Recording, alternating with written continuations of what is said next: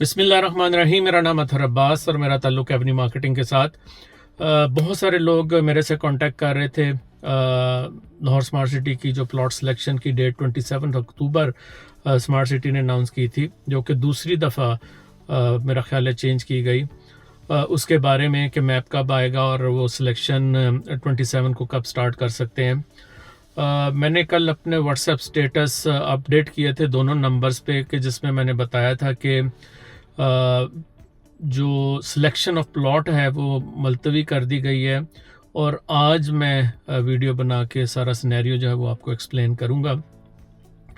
तो ख़ास तौर पे कोई भी ऐसा इवेंट जिनमें आप एक्सपेक्ट कर रहे होते हैं, कुछ न्यूज़ वगैरह एक्सपेक्ट कर रहे होते हैं, उन दिनों में अगर आप मेरा व्हाट्सएप स्टेटस चेक कर लिया करें तो मैं ज़रूर कुछ ना कुछ जो प्राइम इंफॉर्मेशन है, जो इम्पोर्टेंट इंफॉर्मेशन है, वो मैं शेयर कर दिया करता हूँ। बहरहाल 24 अक्टूबर को लाहौर स्मार्ट सिटी की साइट के ऊपर एक इवेंट का इनेकाद किया गया, जिसमें तमाम जो सेल्स पार्टनर थे, उनके सीईओज़ जो हैं, उन्होंने उसमें शिरकत की। और वहाँ पे मीटिंग करने का मकसद जो director sales and marketing Mujeeb Ahmed Khan साहब हैं, उनसे मुलाकात करना था। उनके साथ मार्केट के जो सिनेरियो है वो डिस्कस करना था। जो मुल्की हालात चल रहे हैं, जो प्रॉपर्टी सेक्टर के इस वक्त हालात हैं, उनको डिस्कस करना था। प्लस जो हमारे वो मेंबर्स, वो लोग जिन्होंने स्मार्ट सिटी में इन्वेस्टमेंट कर रखी थी और किसी वजह से वो सेकंड बैलेट का हिस्सा नहीं बन सके थे, उनकी गुजारिशात जो है वो भी मैनेजमेंट के सामने जो है वो रखी गई थी। तो एक तवील सेशन था जिसमें बहुत सारी डिस्कशन हुई, और उस डिस्कशन के नतीजे के अंदर जो चीज़ें फिर डिसाइड हुई, वो सर्कुलर फिर स्मार्ट सिटी ने आज निकाला। सबसे पहली चीज़ ये है कि लोगों ने इस चीज़ को हाईलाइट किया, जो कि उन मेंबरान की बात नहीं कर रहा जिनके पास ऑलरेडी एक्नॉलेजमेंट रिसीट्स थी।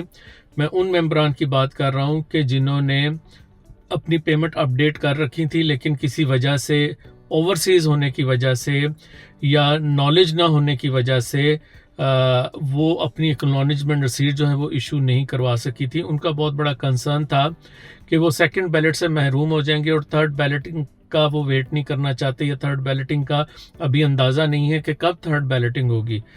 प्लस जो थोड़ी सी कन्फ्यूजन थी कि बहुत सारे जो प्लॉट साइजेज हैं, जिस तरह 3.5 मरला है, 2.6 कमर्शियल है, 6 मरला कमर्शियल है, इनकी बैलेटिंग सेपरेट जो है वो अनाउंस की थी कंपनी ने, और बाकी जो कैटेगरीज हैं उनकी बैलेटिंग जो है वो सेपरेट कंपनी ने अनाउंस की थी।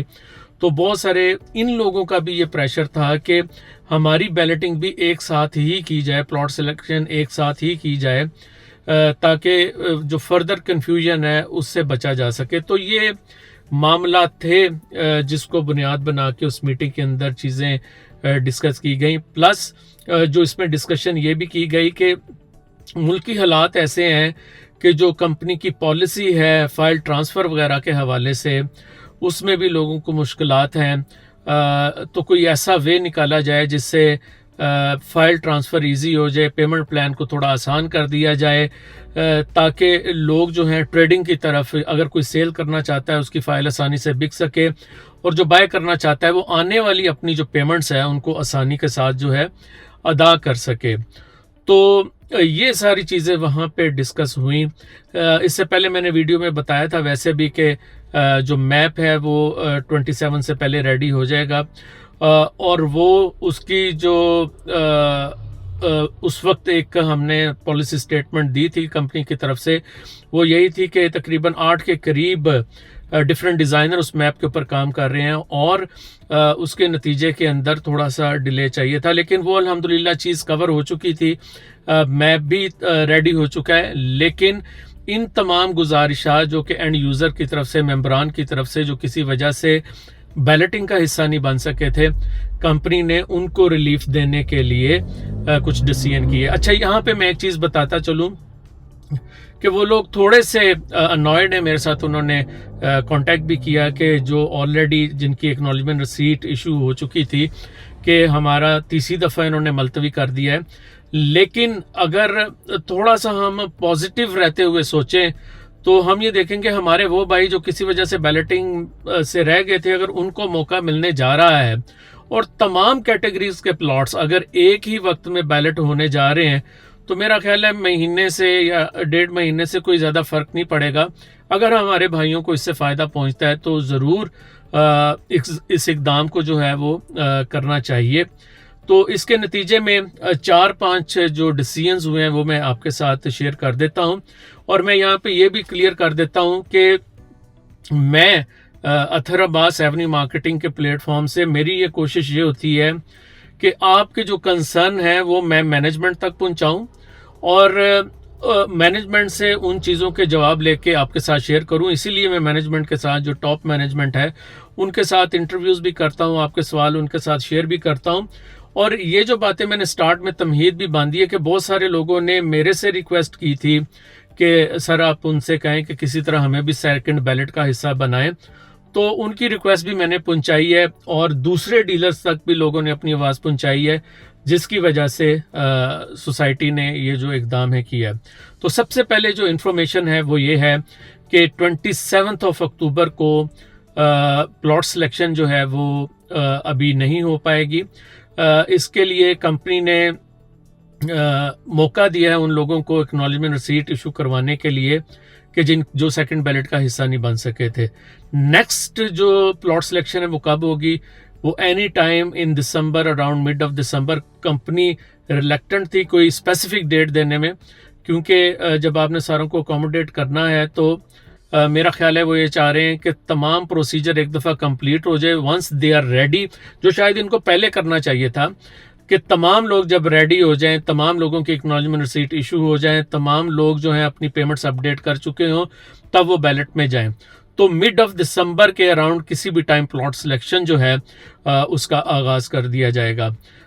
इसके अलावा जो चीज़ इम्पॉर्टेंट है वो ये है कि जो 2.6 मरला कमर्शियल है या 6 मरला कमर्शियल है, कंपनी ने एक दफ़ा फिर मौका दिया है उन लोगों को कि जो ओवरसीज़ 1 में या एग्जेक्टिव 1 के अंदर प्लॉट सिलेक्शन जो है वो अपनी मर्जी की करना चाहते हैं, कि वो सिर्फ 30% पेमेंट करके प्लॉट सिलेक्शन कर लें, और अगर वो 30% किसी वजह से नहीं कर पाते तो 25% पेमेंट करके वो बैलेट का हिस्सा बन जाएंगे, यानी जर्नल बैलेट का हिस्सा बन जाएंगे। तो ओवरसीज़ 1 में और एग्जेक्टिव 1 में लिमिटेड प्लॉट्स जो हैं वो अवेलेबल हैं। 30% पेमेंट करें 2.6 मरला के और 6 मरला के जो लोग हैं, या जिन्होंने ऑलरेडी 30% कर दी हुई है, वो अपनी प्लॉट सिलेक्शन ऑफिस में जाके करवा सकते हैं। इसके बाद 3.5 मरला जो है उसके लिए भी अलहदा एक बैलेटिंग जो है वो अनाउंस की गई थी हार्मनी ब्लॉक की। तो ये भी एक चीज़ खुशाइंद है इस हवाले से कि आप एक ही बैलेट में अलग-अलग बैलेट की बजाय एक ही बैलेट में सेकंड बैलेट के अंदर 3.5 मरला जो है उसकी बैलेटिंग भी हो जाएगी। उसका क्राइटेरिया जो पहले अनाउंस किया गया था वो ये था कि 30% पेमेंट पे प्लॉट सिलेक्शन है, और 20% प्लस 1 इंस्टॉलमेंट के साथ आपकी जो है वो जनरल बैलेट में आप चले जाएंगे। तो ये दूसरा पॉइंट था। तीसरा पॉइंट जो मैंने अभी जिसकी तमहीद स्टार्ट में बांधी कि लोगों ने रिक्वेस्ट की थी कि वो सेकंड बैलेट का हिस्सा नहीं बन सके, तो वो लोग अब सेकंड बैलेट का हिस्सा बन सकते हैं। 11 नवंबर तक उन्होंने जो क्राइटेरिया है वो अपना मीट करना है। उन्होंने क्राइटेरिया बिल्कुल चेंज नहीं किया, तमाम फाइल्स के लिए वही क्राइटेरिया, यानी 75% पे प्लॉट सिलेक्शन है और 60% के ऊपर आपकी जो पेमेंट है वो जनरल बैलेट के लिए जाएगी। और 11 नवंबर तक एक्नॉलेजमेंट रिसीट्स जो हैं वो इशू की जाएंगी सेकंड बैलेट की, first come first serve basis के ऊपर। इसलिए आपने इस चीज़ से फ़ायदा उठाना है। बहुत सारे लोगों की पेमेंट्स ऑलरेडी अपडेट हैं। आप अपनी एक्नॉलेजमेंट रिसीट जो है वो अप्लाई करें और सेकंड बैलेट का हिस्सा बन जाए राइट ऑफ सिलेक्शन के साथ या जनरल बैलेट में, जो भी क्राइटेरिया आप उसको मीट करते हैं। लास्ट जो पॉइंट है हमारा वो बहुत ही इम्पॉर्टेंट है, जो मैंने डिस्कस किया था कि जिन लोगों की फाइल्स ख़ासतौर पे प्री लॉन्च रेट के ऊपर हैं, या 2160 वाला जो कैटेगरीज थी, 66 लाख वाली जो दूसरा जो एक लॉन्च प्राइस जो है उसकी, या कोई भी रेट जिसका पेमेंट प्लान 1 साल से कम का रह गया हुआ है। अगर आपके पेमेंट प्लान 1 साल से कम का रह गया हुआ है तो आपकी ट्रांसफ़र 35% पेमेंट करके हो जाएगी, और आपसे जो भी फाइल बाय करने जा रहा है उसके लिए फ़ायदा ये है कि पेमेंट प्लान को 2 साल के लिए एक्सटेंड कर दिया जाएगा। तो ये बहुत एक ज़बरदस्त इक़दाम है सोसाइटी की तरफ से, जिससे जो रीसेल मार्केट है इसको बूस्ट मिलेगा। इससे उन लोगों को फ़ायदा होगा जिनकी फ़ाइलें बिकनी थी वो बेच पाएंगे आसानी से, और सबसे बड़ी बात उन लोगों के लिए आसानी हो जाएगी कि वो पुराने रेट की फ़ाइलें बाय कर पाएंगे और 2 साल की जो एक्सटेंशन है वो हासिल कर पाएंगे।